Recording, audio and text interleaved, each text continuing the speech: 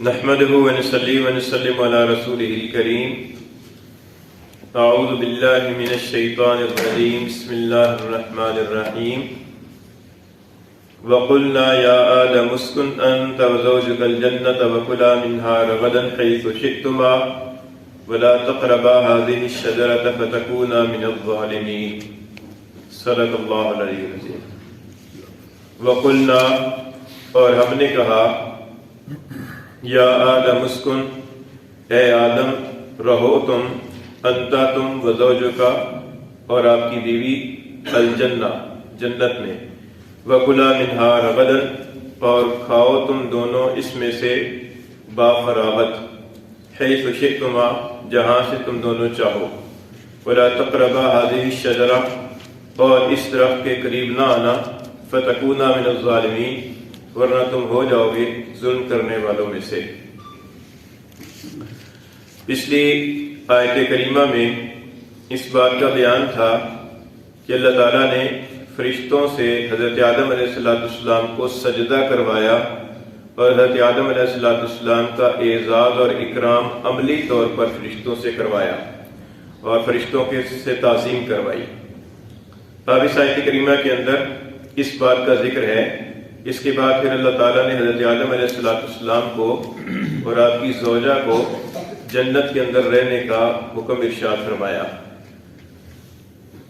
حضرت آدم علیہ السلام کا ذکر تو پچھلی آیات میں آ چکا ہے. حضرت آدم علیہ السلام کی زوجہ کا ذکر پیچھے نہیں آیا. یہ پہلی مرتبہ زوجہ کا لفظ آیا ہے. چونکہ یہ سورہ مدنی ہے، یہ مدینہ منورہ میں نازل ہوئی ہے اور ہجرت کے بعد اس کا نزول کا زمانہ ہے. اس سے پہلے مکہ کے اندر جو صورتیں نازل ہوئی ہیں ان میں سے ایک سورہ آراف ہے. سورہ آراف کے اندر جہاں یہ قصہ بیان کیا گیا ہے تو وہاں پر اللہ تعالیٰ نے حضرت آدم علیہ السلام کی زوجہ کے بارے میں ذکر فرمایا کہ وَجَعَلَ مِنْهَا زَوْجَهَا، کہ اللہ تعالیٰ نے انہی سے ان کی بیوی کو بنایا. اور سورہ نساء کی جو پہلی آیت کریمہ ہے اس کے اندر بھی اللہ تعالیٰ نے یہ ارشاد فرمایا کہ وَخَلَقَ مِنْهَا زَوْجَهَا، کہ اللہ تعالیٰ نے انہی سے ان کی زوجہ کو بنایا. اب وہ حضرت آدم علیہ السلام سے کیسے بنایا، یہ اس کے بارے میں قرآن مجید کے اندر اور احادیث کے اندر کوئی صراحت نہیں ملتی کہ اللہ تعالیٰ نے حضرت آدم علیہ السلام کے وجود کا کوئی حصہ لے کر اس سے حضرت حوا کو بنایا یا کسی اور طریقے سے بنایا. کیونکہ قرآن مجید کے جو الفاظ ہیں ان الفاظ کے اندر ایک سے زیادہ معانی کا احتمال ہے. اس کے اندر یہ بھی ممکن ہے کہ معنی یہ ہو کہ وَخَلَقَ مِنْهَا زَوْجَهَا، کہ اللہ تعالیٰ نے انہی کی جنس میں سے ان کی بیوی کو بنایا، یعنی انسان ہی بیوی بنائی. جیسے مختلف انواع ہوتی ہیں تو اللہ تعالیٰ نے انہی کی نوع میں سے، حضرت آدم علیہ السلام بھی انسان تھے تو انہی کی نوع میں سے، انسانوں میں سے ان کی زوجہ بھی بنائی. تو اس لیے مفسرین نے، علماء کرام نے فرمایا ہے کہ قرآن مجید سے اور احادیث سے کہیں اس بات کی تصریح نہیں ملتی کہ حضرت آدم علیہ السلام کی زوجہ کو اللہ تعالیٰ نے کیسے پیدا فرمایا. اور بظاہر یہی ہے کہ اللہ تعالیٰ نے اپنی قدرت سے جس طرح آدم علیہ السلام کو پیدا فرمایا، اسی طریقے سے عام عادت اور روٹین سے ہٹ کر حضرت حوا کو بھی اللہ تعالیٰ نے اپنی قدرت سے پیدا فرمایا. ایک حدیث ہے جس سے بعض اوقات شبہ ہوتا ہے، اور وہ حدیث اس طریقے سے ہے کہ حضور اقدس صلی اللہ علیہ وسلم نے فرمایا کہ عورت کو پسلی سے پیدا کیا گیا ہے. تو وہاں پر حضرت حوا کا ذکر نہیں ہے، نہ حضرت آدم علیہ السلام کا ذکر ہے. حدیث میں عام ایک بیان فرمایا گیا ہے کہ جو عام عورتیں ہیں تو عام عورت کو جو ہے نا وہ پسلی سے پیدا کیا گیا ہے. یہ ایسی ہے کہ جیسے قرآن مجید کے اندر اللہ تعالیٰ نے ایک جگہ ارشاد فرمایا کہ خلق الانسان من عجل، کہ انسان کو جلد باز پیدا کیا گیا ہے. تو وہ ایک استعارہ ہے اور ایک تشبیہ ہے کہ جس طریقے سے پسلی جو ہے اس کے اندر کجی ہوتی ہے، تو فرمایا کہ عورت کے مزاج کے اندر بھی کجی ہوتی ہے. تو اس کا مطلب یہ ہے. تو چونکہ وہاں پر ایک عام جنس عورت کا بیان ہے، وہاں پر حضرت حوا کا اور حضرت آدم کا کوئی ذکر نہیں ہے، اس لیے اس حدیث شریف سے اس طرف اشارہ نہیں ملتا.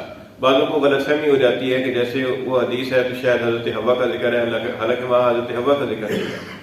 تو اس لیے حضرت حوا کی پیدائش جو ہے نا یہی سمجھا جائے کہ اللہ تعالیٰ نے اپنی قدرت سے حضرت آدم علیہ السلام ہی کے ذریعے سے کسی اور طریقے سے پیدا فرمائی. تو ان کی بیوی بھی پیدا ہو چکی.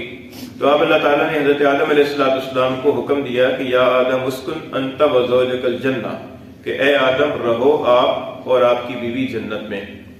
یہاں پر رہنے کا حکم تو دونوں کا فرمایا. حضرت آدم کے ساتھ حضرت حوا کو بھی رہنے کا حکم فرمایا، لیکن دونوں کو ایک ہی لفظ سے خطاب کر کے اکٹھا حکم نہیں دیا، بلکہ یہ فرمایا کہ اے آدم تم رہو اور تمہاری بیوی رہے۔ اس میں علماء کرام نے فرمایا کہ دو مسئلوں کی طرف اشارہ ہے۔ ایک مسئلہ یہ ہے کہ بیوی کو رہائش مہیا کرنا یہ شوہر کے ذمے ہے، اور دوسرے اس مسئلے کی طرف اشارہ ہے کہ بیوی جو ہے وہ رہائش کے اعتبار سے شوہر کے تابع ہے، کہ شوہر اسے جس طریقے سے جس حیثیت کے مکان کے اندر رکھے اور جہاں پر وہ رہے وہیں پر اسے بیوی کو بھی رہنا پڑے گا۔ تو ان دو مسئلوں کی طرف اشارہ کرنے کے لیے اللہ تعالیٰ نے یہاں پر اکٹھا دونوں کو یہ نہیں فرمایا کہ تم دونوں جنت میں رہو، جیسا کہ آگے فرمایا کہ وَكُلَا مِنْهَا کہ تم دونوں کھاؤ، تو یہاں پر یہ نہیں فرمایا کہ تم دونوں رہو، بلکہ یہاں پر الگ الگ فرمایا کہ یا آدم اسکن، اے آدم تم رہو، انتا تم وزوجکا اور تیری بیوی، الجنت جنت میں۔ جنت کا ذکر آیا ہے، پہلے بھی جنت کا ذکر گزرا ہے۔ اس آیت کریمہ سے یہ دلیل ملتی ہے کہ جنت پہلے سے تیار شدہ ہے، جیسا کہ دوسری جگہ پر اللہ تعالیٰ نے فرمایا کہ وہ اعدت للمتقین، کہ جنت متقین کے لیے تیار کی ہوئی ہے۔ تو یہاں سے بھی یہ معلوم ہوا کہ جنت پہلے سے تیار کی ہوئی ہے، اور اسی لیے اللہ تعالیٰ نے وہاں پر آدم علیہ السلام کو رہنے کا حکم فرمایا۔ اور پھر یہاں پر یہ جو اسکن کا لفظ ہے، اسکن کا لفظ یہ سکونت سے ہے، اور سکونت کے اندر جو ہے نا ملکیت کا معنی نہیں پایا جاتا، اس لیے یہ فرمایا کہ جنت کے اندر رہو، تو اس کا مطلب یہ ہے کہ جنت کے اندر رہ تو سکتے ہو لیکن جنت کے مالک نہیں ہو، کیونکہ اللہ تعالیٰ کے علم میں تھا کہ یہاں سے جنت سے ان کو اتارا جائے گا، اور زمین کے اندر جانے کے بعد پھر اعمال کرنے کے بعد پھر دوبارہ حساب کتاب ہو جانے کے بعد پھر جنت کی یہ وارث ٹھہریں گے، تو اس لیے یہاں پر اسکن کا لفظ ارشاد فرمایا۔ پھر آگے اللہ تعالیٰ نے فرمایا کہ وَكُلَا مِنْهَا اور تم دونوں کھاؤ اس میں سے۔ اب یہاں پر یہ اکٹھا صیغہ آ گیا، یعنی تم دونوں کھاؤ، یہ نہیں فرمایا کہ اے آدم تم کھاؤ اور تمہاری بیوی کھائے، بلکہ یہ فرمایا کہ تم دونوں کھاؤ۔ اس میں علماء کرام نے فرمایا کہ اس بات کی طرف اشارہ ہے کہ کھانے پینے میں بیوی شوہر کے تابع نہیں ہے، کھانے پینے میں وہ اپنی مرضی کے مطابق کھا سکتی ہے، جس چیز کی اس کو طبیعت ہو یا جس وقت اسے طبیعت ہو۔ یہ ضروری نہیں ہے کہ وہ جس وقت شوہر کھائے تو اسی وقت ہی ضرور کھائے، یا جو چیز شوہر کھا رہا ہے وہی ضرور وہ کھائے، بلکہ وہ اپنی مرضی کے مطابق اس کے اندر تبدیلی بھی کر سکتی ہے۔ وَكُلَا مِنْهَا اور تم دونوں کھاؤ اس جنت میں سے رَغَدًا۔ رغد کا لفظ جو ہے نا یہ پہلی مرتبہ آیا ہے۔ رغد کا لفظ جو ہے نا اس کے اندر دو مفہوم ہیں، ایک مفہوم یعنی دو مفہوموں کا مجموعہ ہے، ایک یہ کہ ایسی روزی جو بغیر کسی محنت کے اور بغیر کسی مشقت کے انسان کو حاصل ہو جائے، اور دوسرے یہ کہ ایسی روزی کہ جس کے ختم ہونے کا کوئی اندیشہ نہ ہو۔ تو چونکہ جنت کی نعمتیں ہمیشہ ہمیشہ کے لیے ہے، جنت کی نعمتوں کے اندر کوئی ختم ہونے کا اندیشہ نہیں ہے، اور جنت کی جو نعمتیں ہیں وہ بغیر کسی محنت کے اور بغیر کھیتی باڑی کے، بغیر کسی تجارت کے اور بغیر کسی ملازمت کے خود بخود حاصل ہوتی ہیں۔ اس لیے فرمایا کہ ان جنتی نعمتوں میں سے رغدن کھاؤ، یعنی بغیر محنت کے اور بافراغت بے فکر ہو کر کھاؤ، کوئی ختم ہونے کا اندیشہ نہیں ہے۔ حیث شئتما جہاں سے تم دونوں چاہو، اس کے اندر گھومنے پھرنے کی آزادی دی کہ جنت کے اندر تمہیں گھومنے پھرنے کی بھی آزادی ہے، جہاں سے چاہو تم جا کر کھاؤ، ادھر سے کھاؤ ادھر سے کھاؤ، جدھر سے تمہارا جی چاہے اور جدھر تمہارا جی چاہے جانے کو تمہیں گھومنے پھرنے کی بھی آزادی ہے۔ ولا تقربا هذه الشجرہ، البتہ ایک پابندی ہے، وہ پابندی یہ ہے کہ اس درخت کے قریب نہیں آنا۔ ایک خاص قسم کا درخت تھا، اس درخت کی طرف اللہ تعالیٰ نے اشارہ فرمایا اور فرمایا کہ اس درخت کے قریب نہیں آنا۔ اب یا تو وہ ایک متعین ایک ہی درخت تھا جس کی طرف اشارہ فرمایا کہ اس کے قریب نہیں آنا، اور یا یہ ہے کہ وہ درخت کی جنس تھی کہ اس جنس کے جو درخت ہیں، مثلا سیب کا درخت ہے اس کے قریب نہیں آنا، سیب کا درخت کہیں بھی لگا ہوا ہو اس کے قریب نہیں آنا، اور یا مراد یہ ہے کہ یہ خاص قسم کا جو درخت ہے ایک ہی درخت ہے اس کے قریب نہیں آنا۔ ولا تقربا هذه الشجرہ، اچھا وہ درخت کون سا تھا؟ قرآن مجید کے اندر اس کی تصریح نہیں ہے، قرآن مجید کے اندر اس کو واضح نہیں کیا گیا کیونکہ اس کی ضرورت نہیں تھی۔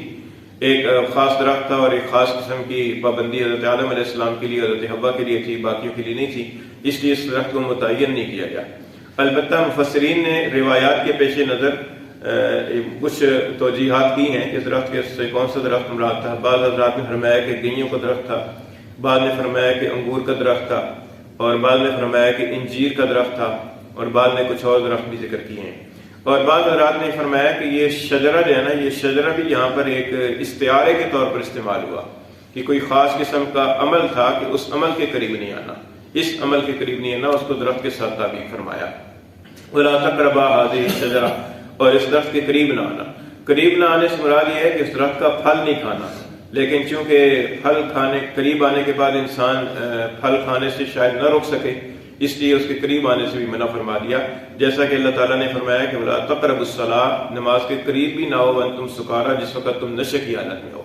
تو اس سے معلوم ہوتا ہے کہ بعض اوقات کسی چیز سے روکنا مقصود ہوتا ہے اور اس کے جو اسباب ہوتے ہیں ان اسباب سے بھی روک دیا جاتا ہے تاکہ آدمی اس کے قریب نہ جائے، جیسا کہ اللہ تعالیٰ نے فرمایا کہ وَلَا تَقْرَبُوا الزِّنَا، زنا کے قریب بھی نہ جاؤ، یعنی زنا کرنا تو دور کی بات ہے، اس کے جو اسباب اور مقدمات ہیں ان کے پاس بھی نہ جاؤ۔ تو یہاں پر یہ مراد ہے وَلَا تَقْرَبَا هَٰذِهِ الشَّجَرَةَ فَتَكُونَا مِنَ الظَّالِمِينَ، ورنہ تم ہو جاؤ گے ظلم کرنے والوں میں سے۔ اس میں اللہ تعالیٰ نے یہ بھی بتا دیا کہ اس درخت کے قریب آنے کا نتیجہ کیا نکلے گا، فرمایا کہ نتیجہ یہ نکلے گا کہ تم اپنی جانوں پر ظلم کرنے والے ہو جاؤ گے۔ اور وہ ظلم کیا ہوگا؟ اس درخت کے قریب آ جانے کے بعد جو اثرات ظاہر ہوں گے اس کے نتیجے کے اندر تمہیں جنت سے نکلنا پڑے گا اور زمین کی پر جانا پڑے گا، اس جنتی نعمتوں سے عارضی طور پر محروم ہونا پڑے گا۔ تو اس لیے فرمایا کہ یہ اپنے ساتھ ایک زیادتی ہوگی، اگر تم اس درخت کے قریب آئے تو اس کا نتیجہ یہ نکلے گا۔ فرمایا کہ وَقُلْنَا يَا آدَمُ اسْكُنْ، اور ہم نے کہا کہ اے آدم رہو، انتا تم وزوجک اور تمہاری بیوی الجنہ جنت میں، وَكُلَا اور دونوں کھاؤ منہا اس میں سے رغدن با فراغت بے محنت حیث شئتما جہاں سے تم چاہو، وَلَا تَقْرَبَا هَٰذِهِ الشَّجَرَةَ اور اس درخت کے قریب نہ آنا، فَتَكُونَا مِنَ الظَّالِمِينَ ورنہ تم ہو جاؤ گے ظلم کرنے والوں میں سے۔